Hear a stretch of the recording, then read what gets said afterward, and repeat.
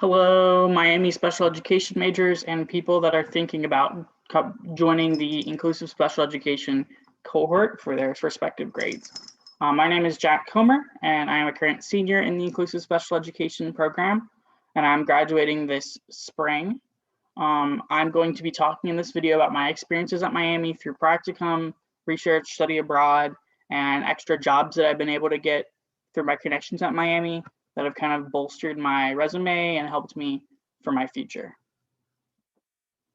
So my first experience at Miami that was semester long was a practicum at Sycamore High School. This was in the spring of my sophomore year, and I was placed in a transition unit for students with multiple disabilities who had deferred their diploma and were under the age of 22.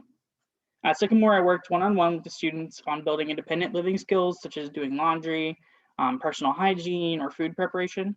I also worked on vocational skills such as organizing objects, hanging clothing, stocking products on shelves, etc. Each week, I also helped chaperone students on weekly trips out into the community to socialize and learn how to purchase items at the local stores. We went to places like Target, Jungle Gyms, Kroger. It was pretty cool. My second practicum experience was in the fall of my junior year. This was at Bridgeport Elementary in Hamilton, and I worked with my host teacher and her caseload of about 12 to 15 third graders with mild moderate disabilities. Her students spent the majority of their day inside the general education classroom with the rest of their peers, but they received intensive pull-out supports tailored to their IEP goals. Some of the students got pulled out multiple times a day, while some students just got pulled out for 20 minutes just to work on progress monitoring or a lesson for their goals. While at Bridgeport, I also had the opportunity to plan and teach as a co-teacher with my host teacher, lessons in phonics, reading fluency, some number sense and in place value, and then I assisted with socio-emotional learning instruction. This was my longest field placement that I've had at Miami, and it was within my English language arts block of courses, which is why I did a lot of phonics and reading fluency. It was also the most impactful in preparing me to student teach because I had 2 full weeks that I spent in the field, one at the beginning of the semester and one at the end of the semester. My third practicum placement was at Lakota Ridge Middle School. That was in the spring of my junior year, and it was in the Lakota West School District, which is in Liberty Township, Ohio. I was placed with an 8th grade intervention specialist who spent most of his day in the general education classes providing supports to the students on his caseload. The students on his caseload spent about 90% of their day in the general education classes, and then about 10% of the day in an inclusion pull-out like resource room setting where they received supports from intervention specialists. Usually during that time, we would work with them on progress monitoring, giving them assessments, working with them on their IEP goals or getting them caught up in their classes because they had some accommodations on some of their general education work. This one was one of my shortest placements because of COVID. It was about like a third or a half of the way through before it got canceled. It was part of the assessment intervention block where we did a full progress monitoring report where we delivered assessments and then we scored them and then we delivered instruction based on them. But that was kind of cut short, so you might get a different experience when you do this one. But that's usually in the spring of your junior year. That's when I did it. There was a couple other field experiences that were like not full practicums, but they were still pretty influential, I'd say. During the senior capstone, I had a chance to do virtual tutoring, and I virtual tutored a 3rd grader with autism. The student had goals in math primarily, but they also had a lot of socio-emotional difficulties due to the pandemic. And so his parents kind of advocated for him getting support on understanding emotions and kind of coming to senses with different things.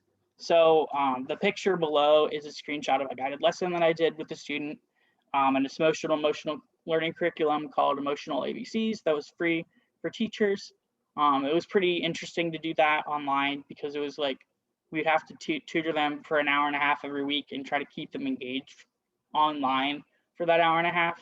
And that really helped me prepare to student teach because during my student teaching, I've had to do some virtual instruction for at least like an hour or 2 every day, even though I'm in person. So that was pretty impactful for me.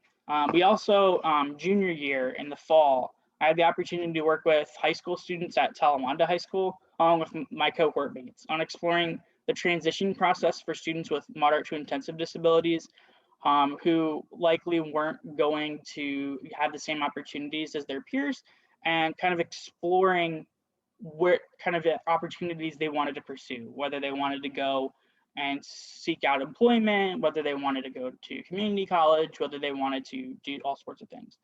Along with the frequent trips to the high school, we also as a cohort were able to collaborate and plan a transition fair on campus for the Talawanda students to get plenty of information before they graduated about transportation, about opportunities in the community, and such and such.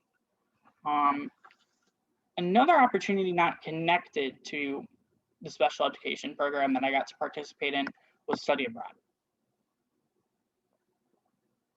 My study abroad in Belize was something that I took over the winter term of my junior year. But another student in my cohort took the same trip in the winter of their spring semester, so you could really fit it in anyways. And I know someone who went on the trip with me and did it their senior year during the winter. So as long as they hold the trip next year, I think it would be really beneficial. You get 3 to 6 credits. Well, you get 6 credits. You get 3 credits in advanced writing and 3 credits in intercultural perspectives, or you can mix and match or get the full 6 in global. This meant my advanced writing and my intercultural perspectives courses, and so that was really nice. It was research writing for education, which was kind of like, there's not a lot of advanced writing classes, I feel, that kind of meet educators, so that was really nice. And then also teaching English language learners, because in Belize, even though it has a majority English population, it has a large minority languages or other majority languages of Spanish, Quechua Maya, and other local dialects. So that was really cool. While I was down there, I got to work in the public and private schools down there. We were at a Montessori school called Peninsula International Academy that was in Placencia. And then we also worked in the public school there. Interestingly, the religious school there was the public one, not the private one. This picture here is a picture of me with the infant 2 class that I was placed with, which is it's the US equivalent of first grade with the Belize, but it's the Belize, like their second class they take, because they start at kindergarten and then go to the infant 2, which is first grade.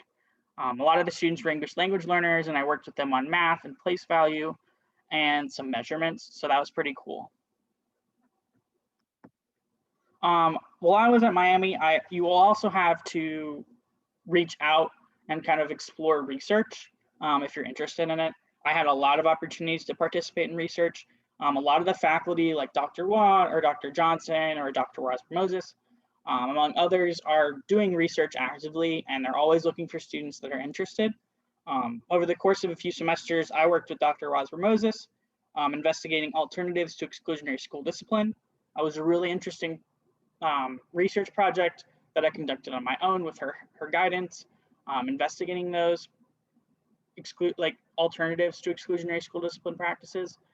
We even submitted an article to a practitioner-friendly journal that was written during the process. We also discovered the Muse headband, which is what I'm wearing in this picture of the mindfulness technology may change school discipline. It's a headband that reads your brain waves and transmits them into sound. And if you're feeling focused, it'll give you a certain sound. And if you're feeling unfocused, it'll give you a certain sound. So it's a guided meditation tool for students so they don't have to get guided through it.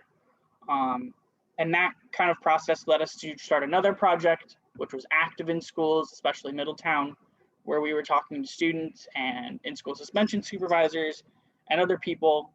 So it was a lot of connection building. I also was able to present at an undergraduate research forum with my research. I got featured on a podcast, which is the podcast picture in the middle. I got to do an undergraduate summer scholars project that was going to investigate the use of the Muse headband with summer school students. Unfortunately, that one got canceled due to COVID, but you can obviously do that another year with COVID being gone.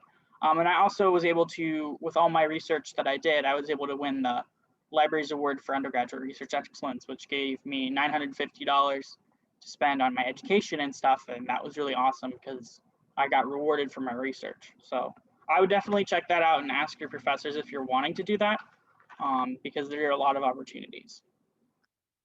Currently, I'm student teaching. I have 2 placements, which is basically mandatory for a student teacher in the ISE program. The picture on the left is me at my first placement, my current one, at Highview 6th Grade Center in Middletown. I spend the majority of my day teaching intensive lessons or working with students on general ed work or work related to their IEP goals. I also spend time in the gen ed classes providing in-class supports. My next placement is at the middle school, I will be in a middle school MD unit. And I haven't been there yet, so obviously I don't know too much about it, but you'll get a moderate placement and a moderate to intensive placement. So it could be more on the intensive side, or it could not be. Your placement in the beginning might be a more moderate one. It just kind of depends on what you get. I think the dual placements are pretty cool about getting you to experience the opportunity to teach for a quarter in different settings. So that's really nice. Extra stuff that you can do while you're at Miami. So in addition to my studies, I also had the opportunity to shadow a school psychologist. That's my passion and interest. So I was able to shadow a school psychologist before COVID hit and kind of explore that job. One of my most impactful ones was when practicum got canceled, we weren't allowed to have any field experiences in the field through Miami.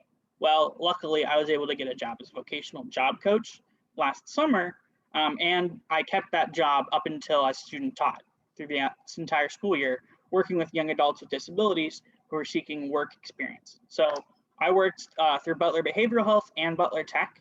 So at Butler Tech, I was actually at the high school Monday through Friday, working with students in school and then assisting with instruction. The head of the program was an intervention specialist. He gave me a lot of advice, and he had his master's degree, so he was like pretty experienced as a special educator. The main part of my job was traveling to the job site with the associates and working with them on vocational skills by doing like task analysis with them, writing progress reports, giving them feedback, prompting, making sure that they're doing things, displaying appropriate work behaviors. We also did like interview practice. We did all sorts of things. I think that if you're really interested in working in like vocational skills or transition for students that are getting to the age where they're about to turn 18 and graduate, or Project Life, the program I worked at, the students had graduated and elected to defer their diplomas and attend Project Life, which prepares them to get jobs through Project Search, which is a program through hospitals to get students jobs working in the field that are good paying jobs. So if you're really interested in that, you can always reach out to me with my email at the end, or you can call or email Butler Behavioral Health on their website, because they currently have openings for the summer where you'd get to do a summer vocational youth program. And then if you don't have practicum or you're just taking evening classes, they always need substitutes or sometimes full-time job trainers like I did during the week, and the pay is really good at $14 an hour, so you can't beat that for a really great experience. So the future that Miami prepared me for. This is kind of like a plug-in for where I'm going, but honestly, I could have done anything with my degree. Like there are so many different opportunities that Miami's prepared me for, but this is just what I'm doing. So I'm really passionate about school psychology and promoting students like socio-emotional needs, not just their academic needs. And so that's why it appealed to me. So I'm going to Indiana University to get my doctorate after I graduate.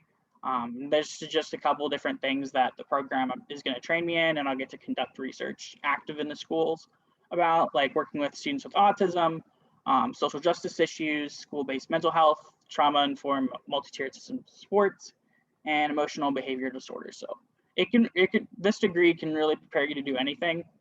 You just have to apply yourself, seek out practicum experiences, go above and beyond, and you can practically do anything with it within the special education realm. So that's it for this presentation. If you have any questions, please feel free to reach out to me. My email is komerjb@miamiohio.edu. Just let me know if you have any questions, or if you wanted to talk more about different practicum experiences. I'm always willing to talk to fellow special ed majors. Thank you.